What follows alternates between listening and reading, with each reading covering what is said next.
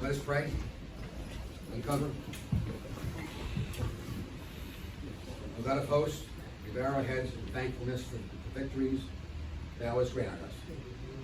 To us and to those peoples who have united with us to stand down the evils of aggression, intolerance, and greed.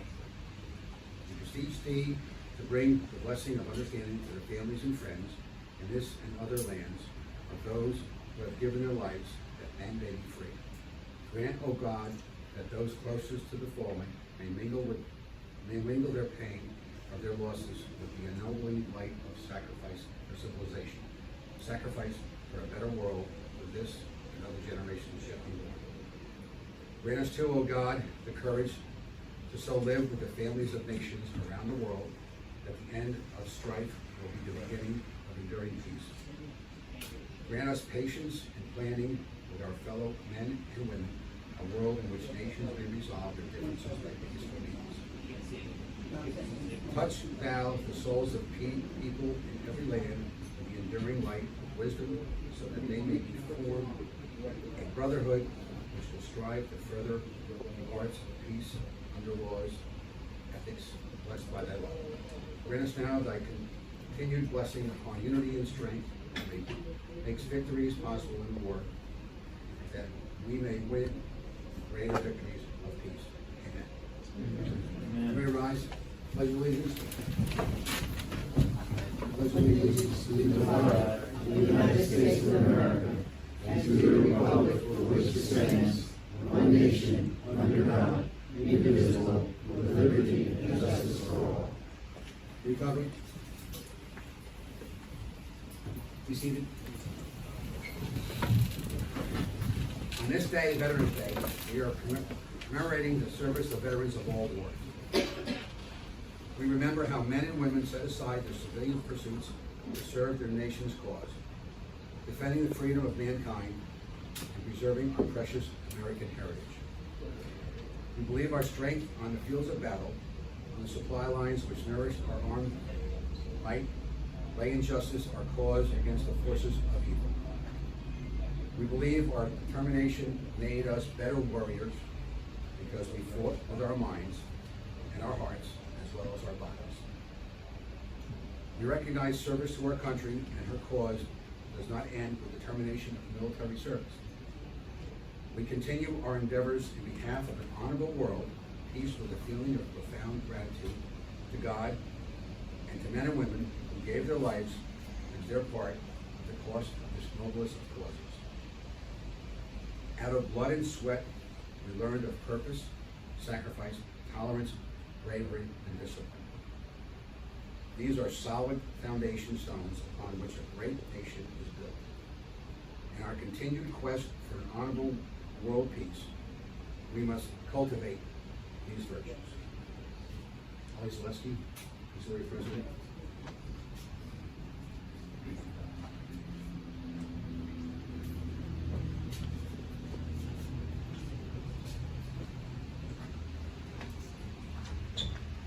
The waging of war involves more than just the combatants who fight to the death on the field of battle. The fighting forces begin at the fireside and in the hometowns. The repercussions of war's terrible brutality have chilled the heart and dimmed the hopes and dreams of many loved ones left behind on the home front. While the horrors of the battlefield may not have been our experience, we have lived with the terrifying loneliness created to answer an aggressor's challenge. In waging war, we have moved forward with a unity of purpose which has made us strong. Forgetting pettiness, egotism, and pride. Our hearts bear in true with those who of other nations fighting for freedom and for dignity and opportunity of mankind. In our conquest for an honorable and peaceful peace, there is a need for unity of purpose if we are truly to bring forward a brighter tomorrow.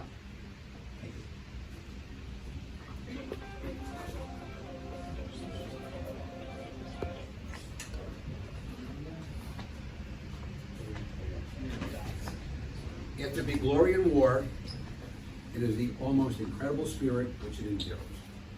Those who offered their lives sacrificed their all with magnificent abandonment. Heroism becomes contagious, yet too in warfare, greed and brutality are epidemic.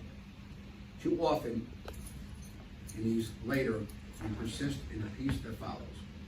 Let us strive to see the same spirit of self-sacrifice in cultivating in peace as has been exhibited in war. It behooves us to rear new standards of success, to inspire youth in peace as youth was inspired in war. Public honor must be given where public honor is due, not to the manipulator of a market, the seeker after profit, power of position, but rather let us honor the heroes of science who alleviate human suffering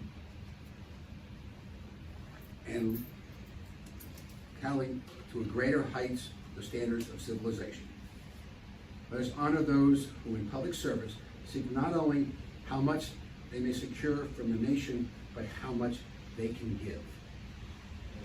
Let us honor those who devote their lives to that education which will lead our children on to live and laugh and learn and love as we have only dreamed of doing. Let us honor those veterans who carry into ordinary affairs of life a noble idealism and sincere capacity of self-devotion. Let us translate the devotion of war into a devotion of peace. Let us will to live as well as die for our country. And I'll speak on behalf of the women veterans. The hurt of war fall alike upon those who wear the same uniform, no matter how they live in race, creed, or culture.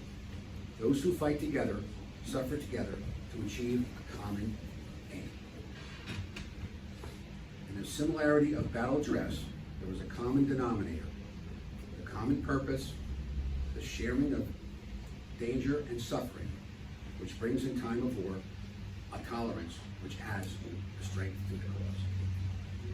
As we put aside the brown and blue and green fabrics that made us one people on the battlefields, we can hold it in our minds that tolerance we have achieved. In tolerance, there is progress towards a better and happier world. Courage is one of the virtues born of war. The courage of individuals to face of danger and the courage of nations to protect the weak and punish the aggressor. There is bravery to be shown in peace as well. May we recapture the courage which turns the wild wilderness into cities that bound men together under government. We can turn slums into comfortable homes, turn uncertainty into certainty. We can reach new heights of civilization and opportunity for men and women of this nation if we have the courage to expect and work for a better way of life. There can be romance in this challenge also. The bravery that fights for political, social, economic, and spiritual gains may be more difficult to practice, may be unsung when achieved, but it is all the more worth striving for. War has taught us a lesson of obedience to command. The game is more than the player, and the ship is more than the crew. There is a greater discipline we must pursue if we are to preserve this virtue of obedience in our quest for an honorable world peace. That obedience to the laws we ourselves make, the voluntary discipline of citizenship. Under our system of government, we may change the laws by majority rule. We may persuade our neighbors to new theories or new courses. We may advocate in free elections the choice of veterans or plaintiffs. As good citizens, we follow the choice of the majority, whether that choice be the individuals or not. This is the virtue of discipline which must be ours in peace. This is the lesson we must learn at home, in school, on the playing fields, in organizations, in the community, and the nation. It is the lessons of voluntary obedience to the decisions of the majority.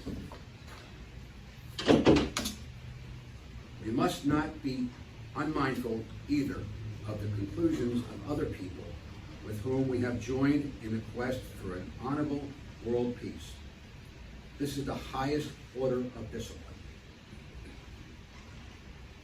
In time of peace, we can use the ennobling virtues of war and put it behind us, its ugliness and suffering. In peace, we shall go forward together to the scale new heights of achievement and unity of purpose. In sacrifice for the common good, in tolerance for those different faiths and creeds, in bravery to fight social and economic gains, and in the discipline of good citizenship, we shall move forward in the sight of God as a strong nation in a peaceful way. I'm now going to introduce Mayor Tom Andes for his comments. Thank you very much, Mike, and happy Veterans Day. I'd like to thank American Legion Post 390 for everything you do for our community. Not only are you extremely generous, you're always there when our community needs help. Thank you for inviting me to speak tonight. It's an honor and a privilege that I hold in the highest regard. Like most Americans today, I'm never in uniform, never been to war, been wounded or scarred in battle. I never left my family for months or years to travel across the world to fight or to defend my country. I never had to carry a sea bag or put on combat boots, fire a weapon, was shot at by an enemy, or held a dying friend. I have no idea what war is like. I have no idea what any of you have experienced. The fear you faced, the bravery it took, your suffering, how you survived. I know nothing of what you experienced or endured. Today I stand before you simply as a grateful American, representing even more grateful citizens of Denville who don't have the honor of speaking to you, our heroes on Veterans Day. I'm speaking on behalf of grateful American people who wish they could reach out and thank each of you personally. Last July, I, along with Councilman Chris Walensky and Harry Farrer and our wives, attended the wreath-laying ceremony when the Vietnam moving wall came to Morris County. When we lay a wreath at the memory of fallen servicemen from Denville who lost their lives in action. It was a very moving and touching experience for all of us, and we were blessed to have been, we were all too young to have served in Vietnam, but we were old enough to remember just how horrible it was. In the last 2 weeks, I attended ceremonies for Veterans Day at Lakeview and Valley View schools. I'm happy to report that our school children are being brought up to respect the uniform that you wore, the deeds and actions that you took for our country and we love. Despite what we might think from the local news or the words of our national politicians, I saw it in the children's eyes. The patriotism is alive and well. God has blessed the good people of this country, and may God continue to send his blessings to the good people of the United States of America. Thank you very much. Thank you, Mayor.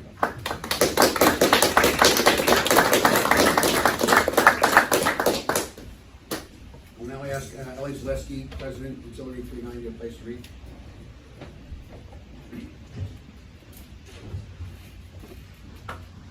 Everybody rise, please.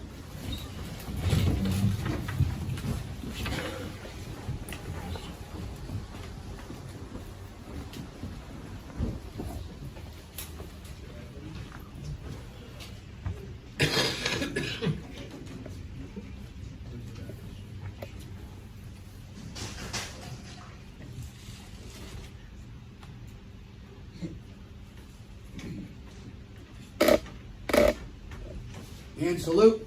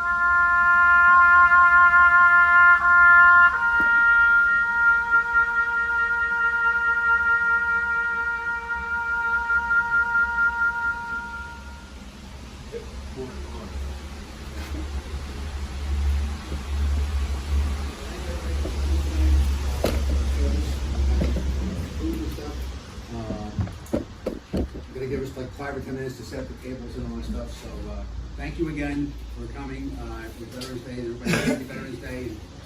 Enjoy the rest of the evening and the weekend. Thank you very much, and have a good evening. Thanks, Mike. Good job. Hey, good job, Mike.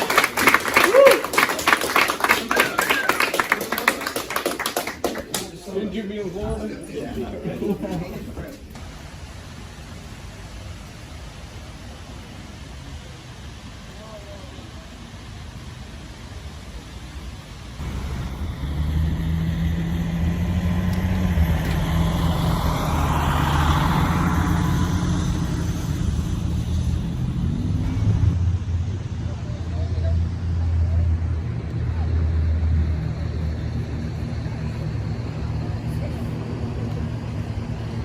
All right, Denville TV here with Scout Leader Extraordinaire Doug Gable, our favorite councilman and man of many talents.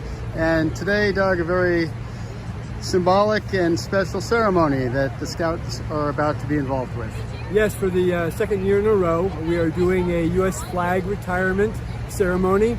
Troop 17 facilitated connecting with the VFW as well as American Legion to conduct this particular ceremony.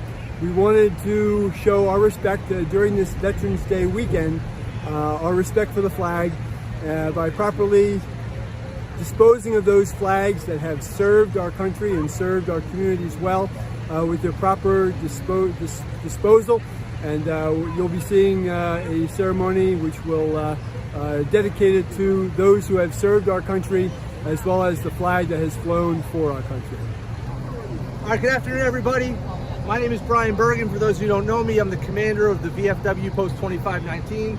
I have Kevin with me, who's the commander of American Legion Post 390.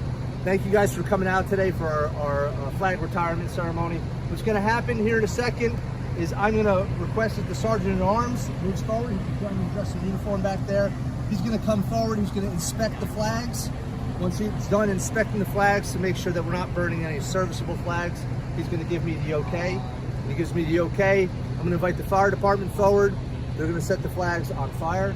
Once they do that, I'll call the group to attention. If you're not military, you don't have to go to attention. Just stand there, okay? We're going to salute the flags as they start to burn. Then we're going to take down our salute, and then that will conclude the ceremony. Okay, and I really appreciate everybody coming out here today. You know, we just started doing this again last year. It's a tradition that's been missing for many, many years, but we're very happy to have this here in Denville, and I genuinely appreciate everybody coming out today. Thank you so much.